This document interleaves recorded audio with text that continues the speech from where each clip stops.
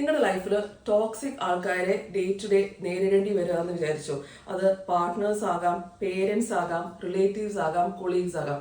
അതപ്പം എന്താ ചെയ്യേണ്ടതെന്ന് അറിയാമോ? ആദ്യം ചെയ്യേണ്ടത് നമ്മളൊരു ഫിക്സഡ് ബൗണ്ടറീസ് വെക്കലാണ്.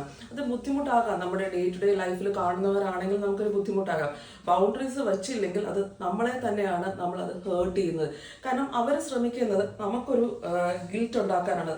നമ്മുടെ ഭാഗത്താണ് തെറ്റ്, അല്ലെങ്കിൽ നമ്മൾ പറഞ്ഞതാണ് തെറ്റ് എന്ന് സ്ഥാപിക്കാനായിരിക്കും അവർ ശ്രമിക്കുന്നത്.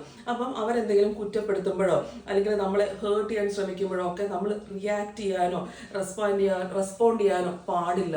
നമ്മൾ നോർമലായിട്ട് തന്നെ ആ ഒരു മുഖഭാവം മാറാതെ തന്നെ നിൽക്കുക. അപ്പോൾ അവർക്ക് ഓക്കെ, നമ്മൾ പറഞ്ഞത് അവർക്ക് ഹേർട്ടായില്ല അല്ലെങ്കിൽ നമുക്കൊന്നും ഫീൽ ചെയ്തില്ല എന്ന് തോന്നൽ കൊടുക്കുമ്പോൾ തന്നെ അവരത് വീണ്ടും വീണ്ടും ആവർത്തിക്കാതിരിക്കാൻ ശ്രമിക്കും. അത് സെക്കൻഡ് രീതി. പിന്നെ തേർഡ് രീതി, നമ്മളെ ഹേർട്ട് ആവാതിരിക്കാൻ നമ്മൾ എന്താ ചെയ്യേണ്ടത്? അവരെന്തെങ്കിലും പറയുമ്പോഴത്തേക്കും നമ്മൾ ഇമാജിൻ ചെയ്യുക, ജസ്റ്റ് ഒന്ന് കണ്ണൊന്ന് ബ്ലിങ്ക് ചെയ്തിട്ട് ജസ്റ്റ് ഒരു വാട്ടർ ഫൗണ്ടൻ നമ്മുടെ കണ്ണിൽ കൂടെ പോയാൽ എന്താ സംഭവിക്കുക? നമുക്ക് ഒരു കർട്ടൻ അല്ലെങ്കിൽ വാട്ടർ ഫൗണ്ടൻ പോലെ ഒരു കർട്ടൻ ഫ്രണ്ടിൽ ഇമാജിൻ ചെയ്യാം.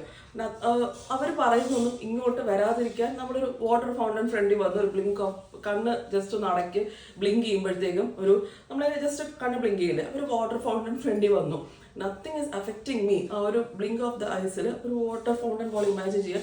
അതൊന്നും നമ്മളിലോട്ട് കയറാതെ അല്ലെങ്കിൽ അത് അഫക്റ്റ് ചെയ്യുന്നില്ല എന്ന് നമ്മൾ സ്ട്രോങ് ആയിട്ട് നമ്മൾ ആ ഒരു ഇത് എടുക്കുന്നില്ലെങ്കിൽ അവർ പറഞ്ഞൊന്നും നമ്മൾ ഹേർട്ട് ആവാതിരിക്കാൻ അത് ഹെൽപ്പ് ചെയ്യും. അത് മൂന്നാമത്തെ രീതി.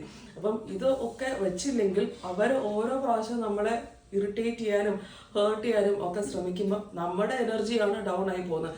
അവർ പറഞ്ഞിട്ട് അവരുടെ പാടെ പോകും, അവരിത് ഓർക്കുന്ന പോലെ ഉണ്ടാവില്ല.